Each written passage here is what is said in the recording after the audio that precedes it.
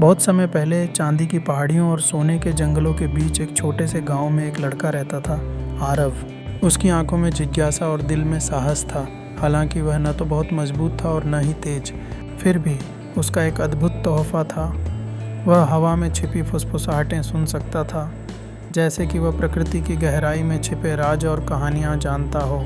एक शाम आरव जुगनुओं का पीछा करते हुए यहाँ वहाँ देख रहा था, जब अचानक उसकी नज़र एक चमकदार चाबी पर पड़ी। यह चाबी एक अजीब से ऊर्जा से भरी हुई थी और उसने धीरे से फुसफुसाया, वो दरवाज़ा ढूंढो जो गुनगुनाता है, तुम भूली हुई चीज़ें पाओगे। यह रहस्यपूर्ण आवाज़ आरव के मन में एक जिज्ञासा का बीज बो गई और उसने सोचा, लेकिन कौन सा दरवाज़ा। आरव चाबी को घर ले जाता है और अपनी दादी से सलाह लेता है। दादी ने कहा, बेटा, चाबियां हमेशा अपने मालिक को खुद ढूंढती हैं, संभल के रखना। लेकिन आरव की जिज्ञासा इसे नहीं रोक पाती।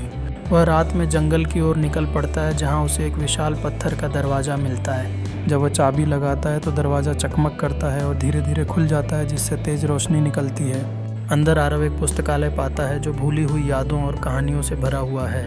वहाँ उसे एक धुंधला आकार दिखाई देता है, फुसफुसाहट का रक्षक। वह बताता है कि एक बच्चा भूली हुई सपनों को चुरा रहा है और अगर उसने एक और सपना लिया तो यह दुनिया गायब हो जाएगी।